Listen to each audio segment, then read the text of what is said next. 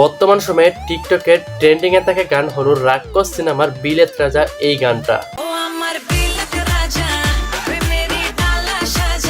টিকটকে একটা ট্রেন্ডিং গান থাকবে, আর এই ট্রেন্ডিং গানে যদি টিকটকাররা ভিডিওই না বানায় তাহলে তারা টিকটকারদের কাতারই পড়ে না।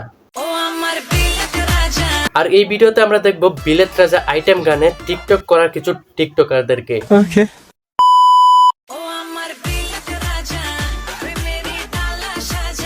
কিছু কিছু পাবলিক তো এইটাও বলছিল সিয়াম আহমেদের এই আইটেম গানে এই বুড়া বিটির না রেখে সুমাইয়া রিমুরে রাখলে এই গানটা নাকি আরো বেশি হিট হইতো।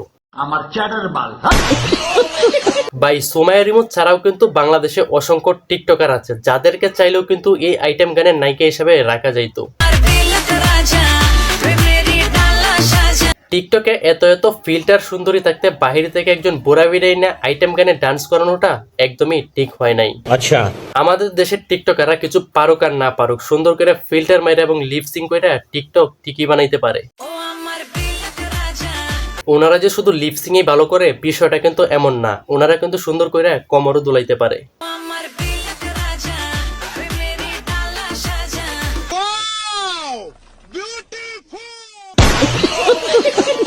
আবার কিছু কিছু টিকটকারদেরকে দেখতে পেলাম তারা যেভাবে ডান্স করতেছে, এইটা দেখার পর আমার মনে হয় সিয়াম ভাইয়ের নায়িকাও ফেল।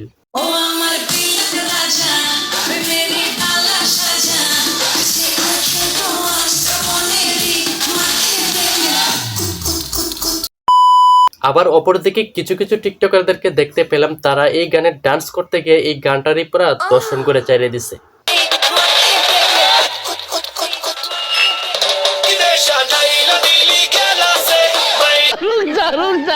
আর কিছু কিছু টিকটকারদেরকে দেখতে পেলাম এই গানে লিপসিং করতে গিয়ে তারা অন্যরকম একটা ফিলে চলে গেছে।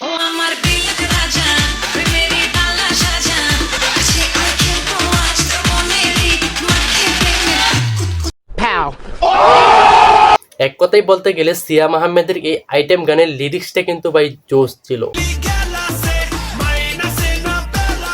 সিয়াম আহমেদের বিলেত রাজা আইটেম গানের নায়িকা যেমনই হোক, এই গানটা কিন্তু ঈদে কিংবা বিয়ে বাড়িতে বাজানোর মতো একটা গান। লেখাপড়া কিছুই শিখলো না। আমাদের দেশের টিকটকাররা লেখাপড়া না শিখলেও ট্রেন্ডিং গানে কেমনে করে টিকটক বানাইতে হইব সেটা কিন্তু বালা করেই পারে।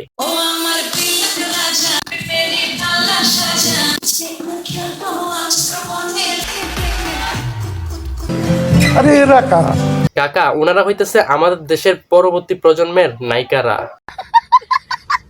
আচ্ছা, এখন আপনার কাছে এই বিলেত রাজা আইটেম সং এর কার ডান্সটা সবচেয়ে বেশি ভালো লাগছে, সিয়াম আহমেদের নায়িকা নাকি ফিল্টার মারা টিকটকারদের?